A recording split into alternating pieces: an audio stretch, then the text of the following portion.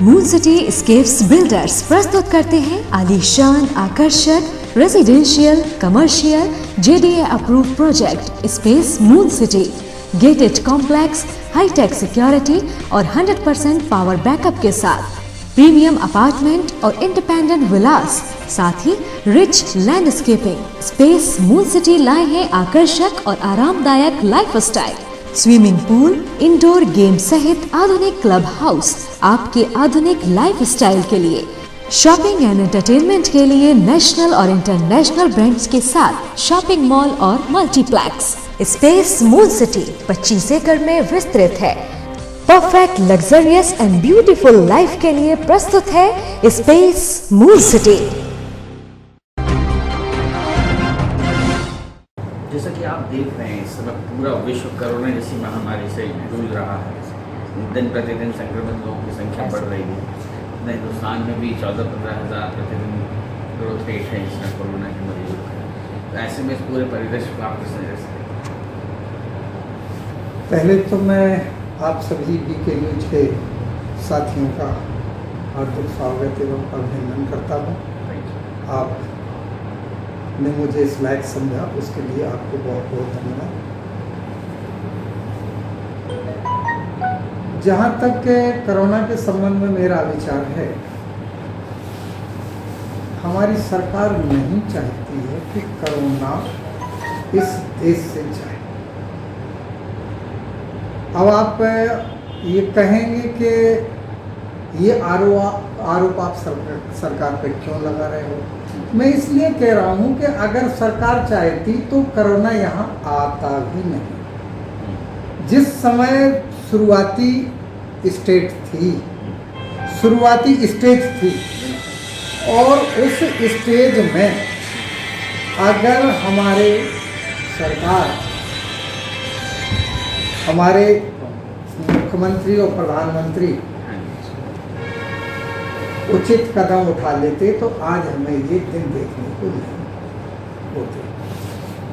30 जनवरी 2020 में कोरोना के वायरस मिल गए थे। जब कोरोना के वायरस मिले तो ये कोरोना हमारे देश में नहीं पैदा हुआ, ये विदेश से आया है। तो उसी समय इनको विदेश से आने वाली फ्लाइटों पर रोक लगा दी,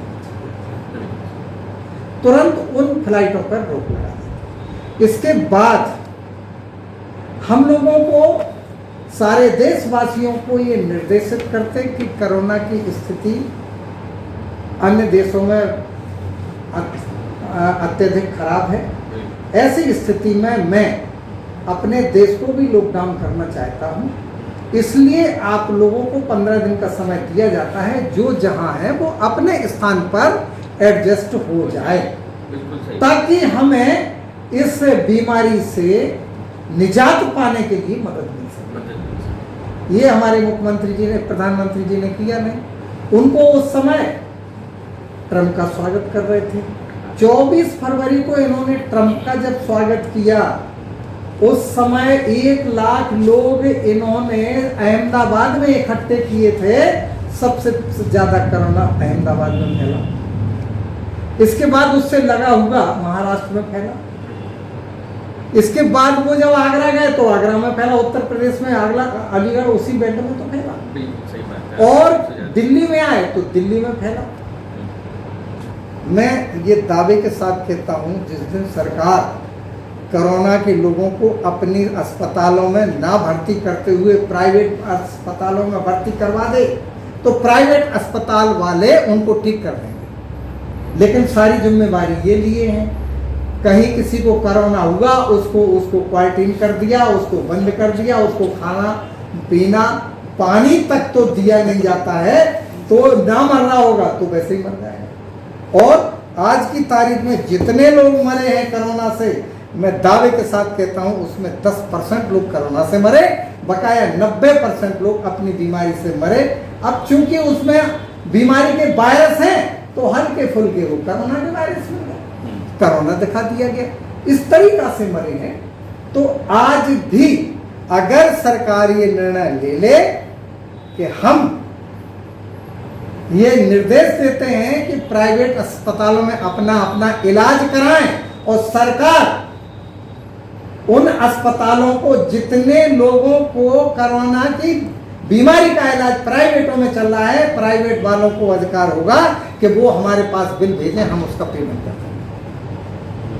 अगर ये पेमेंट कर दें उनका, तो सारे नर्सिंग होम वाले, प्राइवेट अस्पताल वाले ठेका ले लेंगे और ये कोरोना भी यहाँ से चला जाएगा। जहाँ तक सुरक्षा का सवाल है, तो हर आदमी मास्क पहन रहा है, दूरियां बना रहा है, लेकिन कहीं कहाँ दूरियां कहीं जब नहीं बना पाता है, जब उसके बच्चे घर में भूखे बैठे, उसके बच्चे घर में भूखे बैठे हैं, वो कहीं जा रहा है, लाइन में लगा हुआ है, और अगर 6 फुट के डिस्टेंस के वजह से उसका शाम के भी नंबर नहीं आता है, तो मजबूरी बस वो उस लाइन का उल्लंघन करता है और वो तोड़ के आ गया।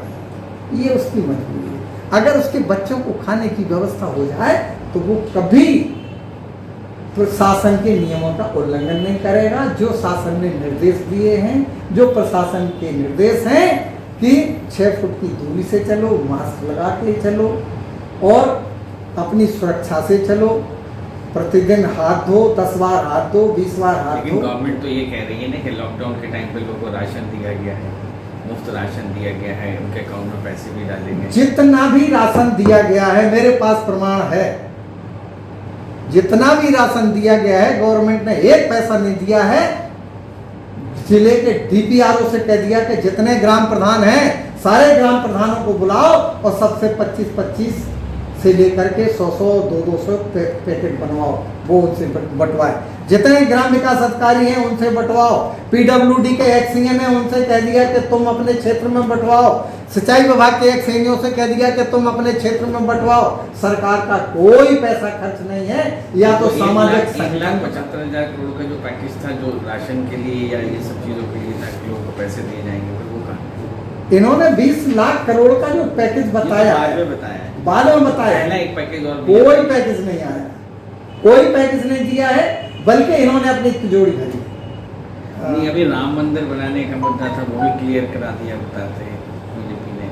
370 हटाने की बात उन्होंने अपने मैनिफेस्टो में गई थी, वो भी करवा दी। राम मंदिर बनने से क्या गरीब को का पेट भर जाएगा? क्या गरीब को कर पा रहे हैं कि नहीं? आपने कहा ना कि वो नहीं झूठ बोलते, मैंने कहा पूछा, ये 2 उन्होंने स्टेटमेंट जो दिए थे वो तो शायद पूरे किए।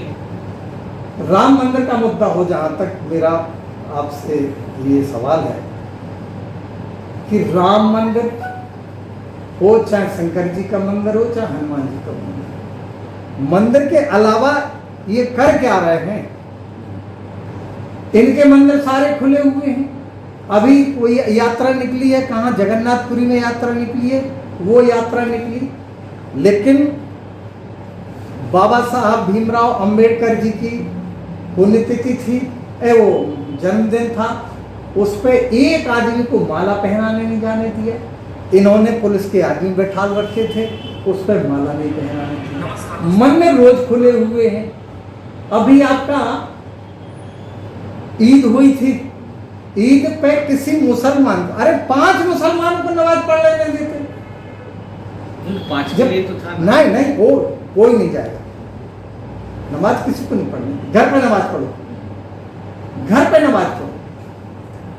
तो ये जब बाबा साहब भीमराव अंबेडकर जी ने संविधान की रचना की थी, उस संविधान में ये व्यवस्था दी है कि हमारा देश धर्मनिरपेक्ष राज्य है। चलिए एक और बात करते हैं। देखिए, जब लोग यहाँ पलायन करके आ गए तो निश्चित रूप से बेरोजगारी बढ़ी, क्योंकि बुंदेलखंड पहले से ही पिछड़ा हुआ है, लोग रोजगार की तलाश में बड़े शहरों की तरफ जाएगा। पूर्व में भी सरकारें रही हैं यहाँ पर, आपकी भी सरकार रही है, उस समय ऐसा कोई प्रयास क्यों नहीं किया कि इंडस्ट्रीज वगैरह आ जाती? अब वर्तमान में स्थितियाँ तो और भी खराब है, तो अब आपका क्या सुझाव है, या पुराना क्यों नहीं हुआ ऐसा, क्या वजह है?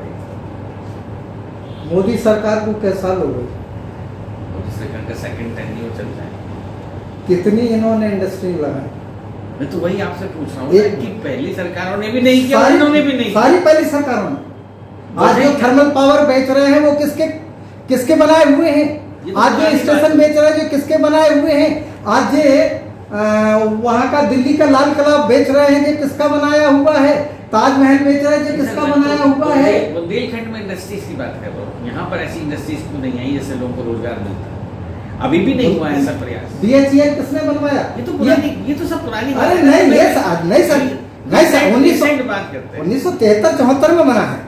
इस समय वर्तमान का कि अगर बेरोजगारी बढ़ी है तो आप भी चूंकि सरकार में रहे हैं, तो सुझाव क्या है आपका कि इससे उबरा जा सके? क्योंकि इस समय न तो राजनीति का तो कोई मतलब ही नहीं आता, इस समय इंसान बहुत परेशान है। कोरोना एक ऐसी महामारी है कि जिसका अभी तक वैक्सीन नहीं बना है, और जब तक वैक्सीन नहीं बनता तब तक एहतियात मात्र एक कारण है जिससे कि मतलब वो उपाय है जिससे कि लोग बच सकते हैं। अब बेरोजगारी से तो निपटा नहीं जा सकता, उसके लिए आप सुझाव क्या देना चाहते हैं? चाहे सरकार हो या लोगों को कुछ भी हो, जिन्हें करना है वो तो करेंगे, लेकिन आपका क्या सुझाव? अगर हम सुझाव भी दें तो ये सरकार करेगी क्या? कहने पे भी तो नहीं करेगी। ये सरकार काहे को करेगी? ये सरकार सुझाव भी मानवता के नाते एक सुझाव तो आप दे सकते हैं। देखिएगा, जो आदमी सारे तो प्रोजेक्ट बेच रहे हैं उनको सुझाव क्या दें? अरे आपका सुझाव जनता के लिए हो जाए कि वो अपना रोजगार कैसे कर इनकी पाए? पिछली सरकारों के जो प्रोजेक्ट हैं, अगर वो बचने देते तो आगे के प्रोजेक्ट हम बनवा देते। जब वही प्रोजेक्ट वो बेच रहे हैं, आज थर्मल पावर की 3 यूनिटें हैं जिसमें से 2 बंद हो गई हैं, एक चल रही है, कर्मचारी भी निकाल दिए गए हैं, अब एक और बंद होने जा रही है, वो बिकने की कगार पे है। जब से लॉकडाउन ओपन हुआ है तब से लोग बड़ी तेजी से मार्केट में घूम रहे हैं, ना सोशल डिस्टेंसिंग है, ना मास्क लगा रहे हैं, परसेंटेज बहुत कम है। तो ऐसे में हम चाहेंगे कि आप भी जनप्रतिनिधि रहे हैं, आप जनप्रतिनिधि हैं भी, बहुत सारे लोग आपको पसंद करते हैं, तो आप भी जनता से अपील करें कि कृपया सोशल डिस्टेंसिंग, मास्किंग या जो भी गाइडलाइंस हैं उनका इस्तेमाल करें। समय समय पर बहन जी ने भी कई बार अपने ट्वीट में कहा है कि लोगों से गांव में जा जा करके समझाइएगा कि वो मास्क पहने और शारीरिक दूरी बनाए, सोशल दूरी नहीं, शारीरिक। इनका नारा सोशल दूरी का है, हमारा शासन और खाली शारीरिक दूरी।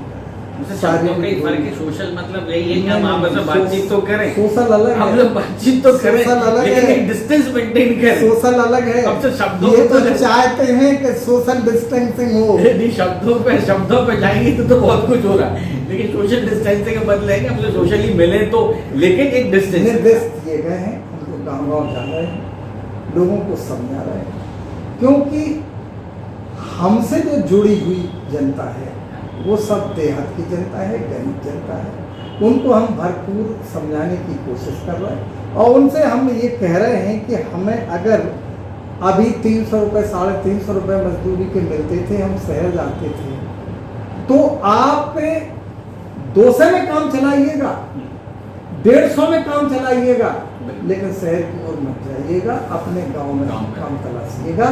गांव में काम न मिले तो आसपास जो आपसे अपने से बड़ा गांव है उसमें चले जाइएगा, वहां काम ना मिले तो उससे बड़ा थोड़ा सा कस्बा है उसमें चले जाइएगा, जहां आपको काम मिले वहां काम करिएगा और आप शारीरिक दूरी बनाते हुए काम करें, अपनी सुरक्षा को ध्यान में रखते हुए काम करें, अपने बच्चों को व्यवस्थित करें, उनको साफ सफाई का ध्यान करें। ये हम खुद अपने लोगों को गाँव समझाने जा रहे हैं।